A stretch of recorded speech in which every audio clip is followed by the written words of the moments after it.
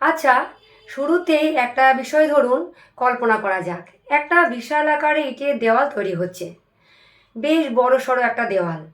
কিন্তু সেই দেওয়ালে প্রতিটি ইট যদি ধরুন অত্যধিক শক্ত হয় আর একই সাথে ভীষণ ভঙ্গুর হয়, মানে একটু চাপ লাগলেই ভেঙে পড়তে পারে, একটু আঘাতে ঝুরঝুর করে ভেঙে পড়তে পারে।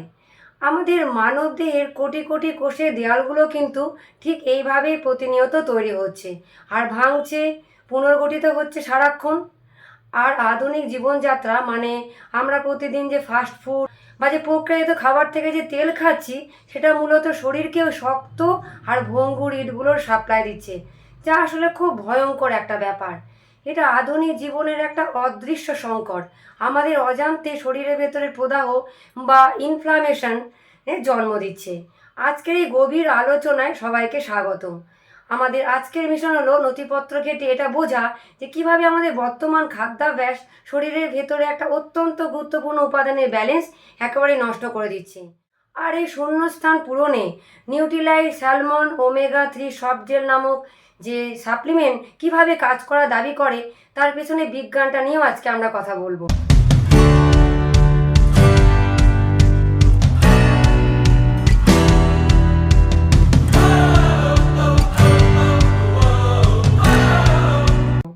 Hello friend, welcome back to my channel. আমি সুমনা। ওই যে শুরুতে আমি যে একটা ইটের দেওয়ালের উপমা দিলাম, এই উপমাটি আণবিক বা সায়েন্টিফিক দৃষ্টিকোণ থেকে খুবই নিখুঁত একটা উপমা। আমরা প্রতিদিন যে খাবার খাই তা সরাসরি আমাদের কোষের গঠনে প্রভাব ফেলে, বিশেষ করে ফ্যাট বা চর্বির ক্ষেত্রে। সাধারণ ধারণায় আমরা ভাবি ফ্যাট মানে খুব খারাপ কিছু, এড়িয়ে চলা দরকার। কিন্তু বাস্তবে কোষের দেওয়ালকে নমনীয় ও সুস্থ রাখতে এক বিশেষ ধরনের ফ্যাটের দরকার, যাকে আমরা ওমেগা 3 বলি। কোষের মেমব্রেন বা বাইরের আবরণ যদি এই ওমেগা 3 দিয়ে তৈরি হয়, তবে সেটি পুষ্টি উপাদান ভেতরে ঢোকাতে এবং বর্জ্য পদার্থকে বাইরে বের করে আনতে খুব সহজেই কাজ করে। কিন্তু আধুনিক জীবনের চিত্রটা তো সম্পূর্ণ উল্টো। আমাদের প্রতিদিনের প্লেট তো ভরে থাকে ওমেগা 6 ফ্যাটি অ্যাসিডে। আর এটাই সবচেয়ে বড় সমস্যা জায়গা। আমাদের সর্ষে তথ্য অনুযায়ী এই প্রক্রিয়াজাত খাবার, প্যাকেটজাত স্ন্যাক্স বা সাধারণ রান্নার তেলের কারণে শরীরে ওমেগা 6 এত বেশি পরিমাণে ঢুকছে যে সেটা ওমেগা 3 সাথে মারাত্মক একটা ভারসাম্যহীনতার সৃষ্টি করছে, একটা বিশাল গ্যাপ তৈরি করছে। তো এখন প্রশ্ন হলো, শরীর নিজে তো আর এই ওমেগা 3 তৈরি করতে পারে না, তাহলে এই অতিরিক্ত ওমেগা 6 ঠিক কী ধরনের বিশৃঙ্খলার সৃষ্টি করছে? দেখুন, যখন শরীরে পর্যাপ্ত পরিমাণ ওমেগা 3 থাকে না আর তার জায়গা দখল করে নেয় অতিরিক্ত ওমেগা 6, তখন ওই কোষের দেওয়ালগুলো ঠিক ওই শক্ত ইটের মতো হয়ে যায়, মানে ফ্লেক্সিবিলিটি হারিয়ে যায়। এই শক্ত হয়ে যাওয়ার ফলে কোষের ভেতরে স্বাভাবিক যোগাযোগ ব্যবস্থা ব্যাহত হয়, আর এর থেকে কোষে এক ধরনের দীর্ঘমেয়াদী প্রদাহ শুরু হয়।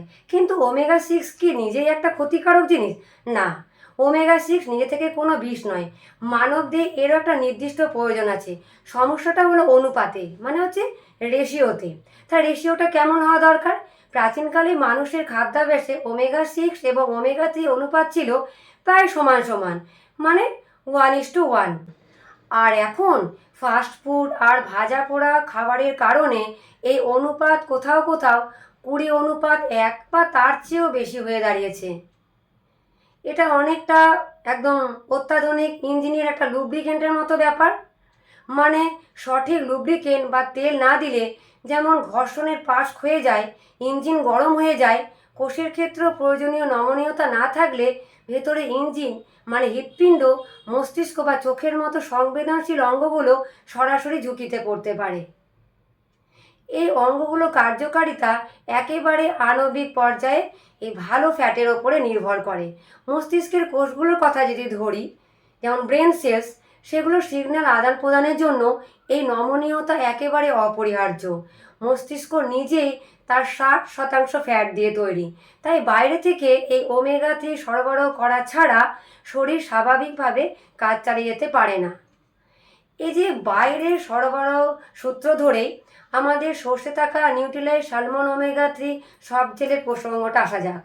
এর উপাদানগুলোর একটা বিস্তারিত তালিকা নথিপত্রে দেওয়া আছে, যে একটু গভীরে গিয়ে দেখা দরকার যে লেবেলে কি দেওয়া আছে।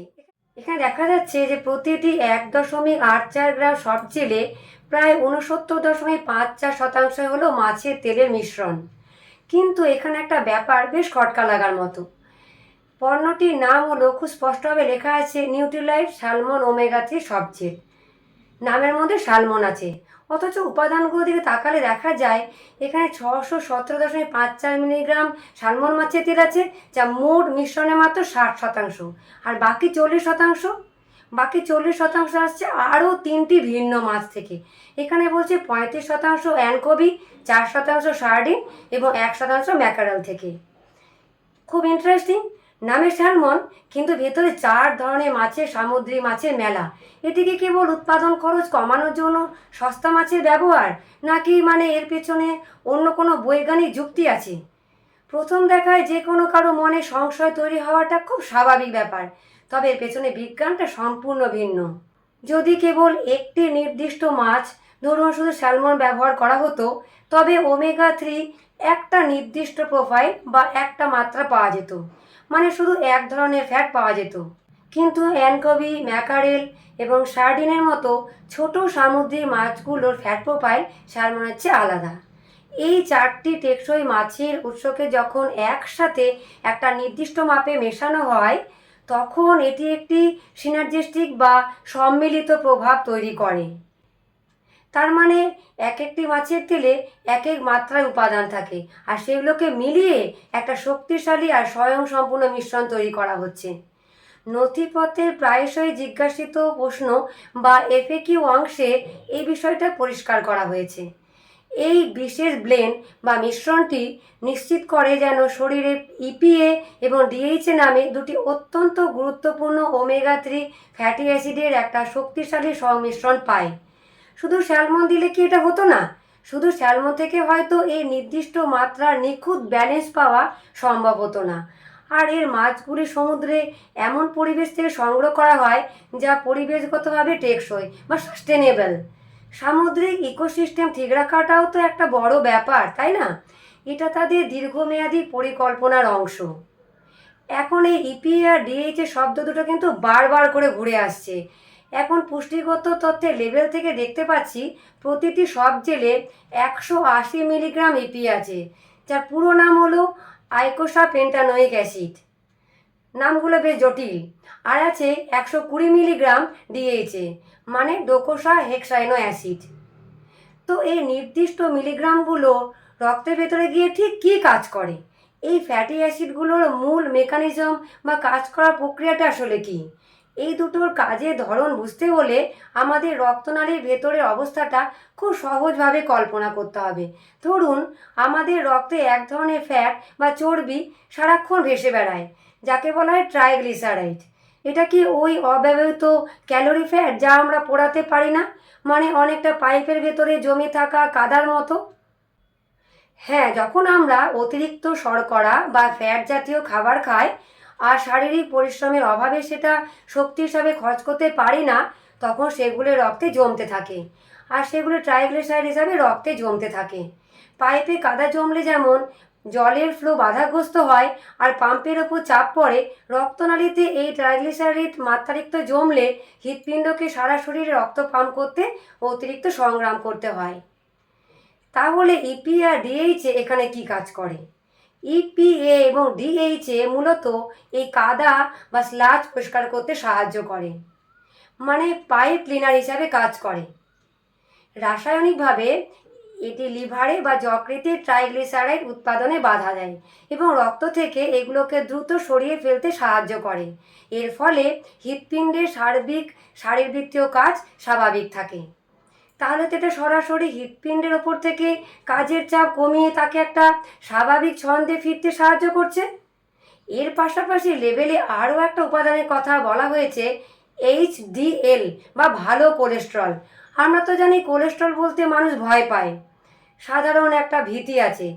কিন্তু এই ভালো কোলেস্ট্রলটি কিভাবে কাজ করে আর ওমেগা 3 সাথে সম্পর্ক কী? এইচডিএলকে আমাদের শরীরের নিজস্ব গার্বেজ ট্রাক বা ময়লার গাড়ির সাথে তুলনা করতে পারি। রক্তে এলডিএল নামক এক ধরনের ক্ষতিকারক কোলেস্ট্রল থাকে, যা রক্তনালীর গায়ে জমে ব্লক তৈরি করে, যেটা হার্ট অ্যাটাকের কারণ।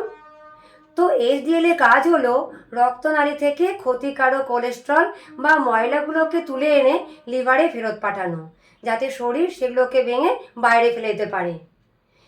ওমেগা 3 ফ্যাটি অ্যাসিড, বিশেষ করে এই সব জেলে থাকা ইপিএ এবং ডিএইচএ, রক্তে এই এইচডিএল এর মাত্রাকে সমর্থন করে আর এর ময়লা পরিষ্কার করার ক্ষমতাকেও আরও বাড়িয়ে দেয়। বিষয়টা খুব আকর্ষণীয়। একদিকে এটা ক্ষতিকারক ট্রাইগ্লিসারাইড কাদা জমতে দিচ্ছে না, অন্যদিকে এইচডিএল নামক গার্বেজ ট্রাকের সংখ্যা বাড়িয়ে রক্তনালী একেবারেই পরিষ্কার রাখছে। পুরো ব্যাপারটা হৃদস্বাস্থ্যের জন্য একটা শক্তিশালী সুরক্ষা বলয় তৈরি করার মতো। কিন্তু কেউ যদি পুরো বিজ্ঞানটা বোঝে, তার মানে স্বভাবতই একটা প্রশ্ন জাগতেই পারে যে আমি কেন এই সাপ্লিমেন্ট খাবো? আমি তো বাজার থেকে ভালো সামুদ্রিক মাছ বা তৈলাক্ত মাছ কিনে এই ফ্যাট পেতেই পারি, এর জন্য আলাদা করে ক্যাপসুল নেওয়ার কি দরকার আছে? এটা খুবই প্রাসঙ্গিক একটা প্রশ্ন। তাত্ত্বিকভাবে চিন্তা করলে শুধু প্রতিদিনের খাবার থেকেই পর্যাপ্ত ওমেগা 3 পাওয়া পুরোপুরি সম্ভব। তাহলে সমস্যাটা কোথায়? বাস্তব সমস্যাটা হলো ধারাবাহিকতা আর খাদ্যের গুণগত মান। মানে প্রতিদিন নিয়ম করে সঠিক পরিমাণে সামুদ্রিক মাছ খাওয়ার যে একটা চ্যালেঞ্জ, শুধু খাওয়ার চ্যালেঞ্জ নয়, মাছের মান, সেটা কোথা থেকে ধরে আনা হচ্ছে, কতদিন বরফে রাখা ছিল, আর সবচেয়ে বড় কথা হলো আমাদের রান্নার পদ্ধতিও প্রভাব ফেলে। আমাদের অঞ্চলে মাছ সাধারণত কড়া আঁচে অতিরিক্ত তেলে কড়া করে ভেজে খাওয়া হয়, কারণ মচমচে করে ভাজা মাছ তো সবার ভালো লাগে।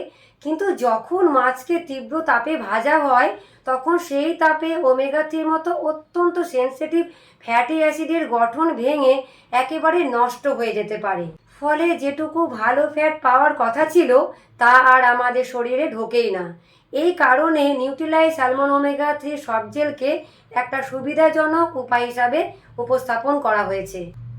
এটি মূলত প্রতিদিন শরীরের জন্য প্রয়োজনীয় পুষ্টি উপাদানগুলোর একটা নির্দিষ্ট, অপরিবর্তিত আর ধারাবাহিক সাপ্লাই নিশ্চিত করা দাবি করে। তার মানে এটি কোনো ম্যাজিক পিল নয়, বরং খাদ্যের ঘাটতি পূরণের একটা খুব নির্ভরযোগ্য আর সুবিধাজনক পদ্ধতি। বিশেষ করে আমাদের এই ব্যস্ত জীবনে, যেখানে প্রতিদিন মেপে মেপে সঠিক তাপমাত্রায় রান্না করে মাছ খাওয়াটা প্রায় অসম্ভব একটা ব্যাপার, প্র্যাকটিক্যালি কিন্তু এটা খুবই কঠিন। এবার একটু ভিন্ন প্রসঙ্গে আসি, যা সরাসরি বিশ্বাসযোগ্যতার সঙ্গে জড়িত।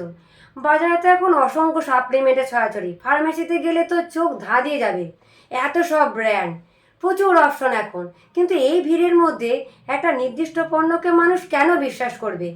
আমাদের কাছে থাকা তথ্য থেকে এই সব জেলটির বিশ্বাসযোগ্যতা বা মানের ব্যাপারে কী প্রমাণ পাওয়া যায়? দেখুন, যে কোনো সাপ্লিমেন্টের ক্ষেত্রে মান এবং বিশুদ্ধতা সবচেয়ে বড় মাপকাঠি হওয়া উচিত। নিউট্রিলাইটের প্যাকেজিংয়ে খুব স্পষ্টভাবে উল্লেখ করা আছে যে এটি 1934 সাল থেকে আস্থার প্রতীক। তার মানে প্রায় 90 বছরের বেশি সময় ধরে একটা সাপ্লিমেন্ট ব্র্যান্ড এত দীর্ঘ সময় ধরে টিকে থাকার অর্থ হলো তাদের উৎপাদন প্রক্রিয়ায় সম্ভবত একটা ধারাবাহিকতা আর গবেষণার শক্ত ভিত্তি রয়েছে। এই দীর্ঘ ইতিহাসের পাশাপাশি এই উপাদানগুলোর বিশুদ্ধতাও নিশ্চয় রয়েছে। আমি দেখতে পাচ্ছি লেবেলে স্পষ্ট করে লেখা আছে এতে কোনো কৃত্রিম স্বাদ, কোনো কৃত্রিম রং বা কোনো কৃত্রিম প্রিজারভেটিভ ব্যবহার করা হয়নি, যা আজকের দিনে খুবই রেয়ার। এই যুগে এসে যেখানে সব কিছুতে রাসায়নিকের ছড়াছড়ি, সেখানে এই বিষয়গুলো বেশ পজিটিভ শোনায়। তবে সবচেয়ে বেশি যে বিষয়টা আলাদা করে চোখে পড়ার মতো তা হলো এর একটা বিশেষ সার্টিফিকেশন আছে।